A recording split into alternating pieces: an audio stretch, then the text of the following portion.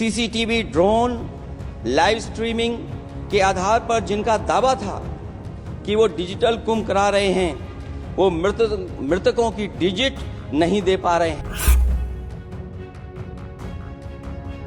अध्यक्ष जी,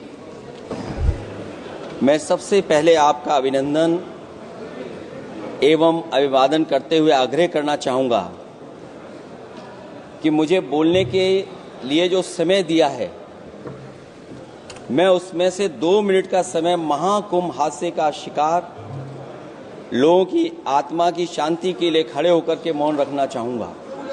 अगर किसी अन्य को भी सच्चे मन से मृतकों के प्रति सच्चा भाव है तो वो भी हमारे सांसदों के साथ खड़ा होकर के ये मौन श्रद्धांजलि अर्पित कर सकता ये है। माननीय सदस्य अध्यक्ष महोदय, अगली लाइन अध्यक्ष महोदय, ये विषय अध्यक्ष महोदय, आप सीनियर लीडर हैं। अध्यक्ष महोदय, ये अधिकार आपका है। कभी नहीं रही। ये मैंने विषय मेंशन करते हुए भरोसा है, इस विषय पर मौन कर दिया था, इसलिए अध्यक्ष का अधिकार है। हाँ, मैं वही अध्यक्ष महोदय, ये जो बात मैं शुरू कर रहा हूं, जहां मैंने मौन 2 मिनट के लिए श्रद्धांजलि की बात की है, ये अधिकार मेरा नहीं है अध्यक्ष महोदय, ये अधिकार आपका है। मुझे पूरा भरोसा है आप पर कि जब अभिभाषण की चर्चा खत्म हो रही होगी उस समय 2 मिनट का मौन श्रद्धांजलि जरूर दी जाए जो श्रद्धालुओं की जान गई है। नहीं अध्यक्ष महोदय, नहीं अभी 1 मिनट आप लोग कुछ मत बोलो, नहीं कुछ नहीं। अध्यक्ष महोदय,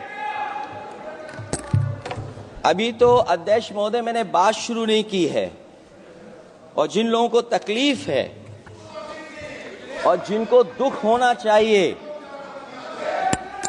उनके बारे में मैं, हालांकि वो बाद में कहना चाहता था महाकुंभ के बारे में, लेकिन अध्यक्ष महोदय क्योंकि बहुत सारे माननीय सदस्य ये सुन नहीं सकते हैं, इसलिए मैं बात वहीं से शुरू करता हूं। आप देश के परम अभिभावक होने के नाते हमारा आपसे अनुरोध है कि जहां सरकार बजट के आंकड़े लगातार दे रही है, और जब मैंने अभिभाषण पढ़ा अध्यक्ष महोदय, बहुत सारे आंकड़े सरकार ने दिए हैं। आंकड़े देने से पहले महाकुंभ में मरने वालों के आंकड़े भी दे दें। महाकुंभ की व्यवस्था के बारे में स्पष्टीकरण देने के लिए मेरी मांग अध्यक्ष महोदय, सर्वदलीय बैठक बुलाई जानी चाहिए। महाकुंभ आपदा प्रबंधन व खोया पाया केंद्र की जिम्मेदारी सेना को दी जाए। महाकुंभ हादसे के शिकार लोगों की मृत्यु, घायलों का इलाज, दवाइयों, डॉक्टर, भोजन पानी, परिवहन की उपलब्धता का आंकड़ा संसद में पेश किया जाए। महाकुंभ हादसे के लिए जिम्मेदार लोगों पर, महाकुंभ हादसे के लिए जिम्मेदार लोगों पर घोर दंडात्मक कार्रवाई हो। जिन्होंने सच छिपाया है उनको दंडित किया जाए। अध्यक्ष महोदय, हम डबल इंजन की सरकार से पूछते हैं, अगर अपराध बोध नहीं था तो आंकड़े दबाए, छिपाए और मिटाए क्यों गए हैं? सच छिपाना और मिटाना भी तो अपराध है। इसका दंड कौन भुगतेगा अध्यक्ष महोदय? जहां इंतजाम होना चाहिए था वहां प्रचार हो रहा था। एक धार्मिक समागम में डबल इंजन का राजनीतिक प्रचार अशोभनीय है, निंदनीय है। इतने बड़े हादसे के बाद कम से कम अब तो वो होर्डिंग उतरवा देना चाहिए। अध्यक्ष महोदय, महाकुंभ की जो तैयारी हुई, जो हम लोगों ने जाना वहां पर, महाकुंभ न केवल 144 साल के लिए ये कहा गया, बल्कि ये भी कहा गया कि पहली बार धरती पर इस तरह का डिजिटल और जो आधुनिक चीजें हैं, टेक्नोलॉजी, उसका इस्तेमाल कर करके महाकुंभ होने जा रहा है। सीसीटीवी, ड्रोन, लाइव स्ट्रीमिंग के आधार पर जिनका दावा था कि वो डिजिटल कुंभ करा रहे हैं, वो मृतकों की डिजिट नहीं दे पा रहे हैं। एक तरफ तो जो लोग डिजिटल डिजिटल डिजिटल अध्यक्ष महोदय कहने को थकते नहीं हैं, लेकिन जब कुंभ में इतना बड़ा हादसा हो गया है तो यही सरकार डिजिट नहीं दे पा रही है। हमारे अपने लोग मारे गए हैं, जिसमें परिवार का हर रिश्ता दिवंगत हुआ है। किसी की माता, किसी के पिता, किसी की बहू, किसी की बेटी, किसी का भाई बहन, चाचा चाची, बच्चों के आंकड़े तो अभी तक नदारद हैं। खोया पाया केंद्र ही लोगों को तो नहीं मिल रहा है, जो खोया पाया केंद्र था उसको भी लोग पा नहीं पा रहे, ढूंढ नहीं पा रहे। अध्यक्ष महोदय, कुंभ कोई पहली बार नहीं हो रहा है।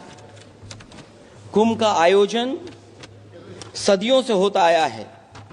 हमारे पौराणिक और हमारे इतिहास के दस्तावेज ये बताते हैं कि समय समय पे जो भी सरकारें रही होंगी, जिसका भी राज रहा होगा अध्यक्ष महोदय, उसने महाकुंभ या इस तरह के कुंभ का आयोजन किया है।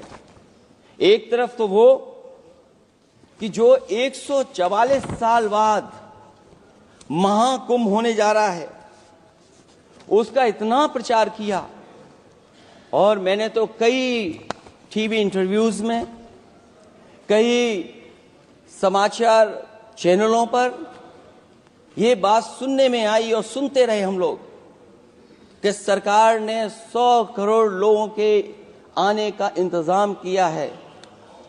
और अगर 100 करोड़, अध्यक्ष महोदय, अगर ये बात गलत है तो मैं रिजाइन आपको देना चाहता हूं।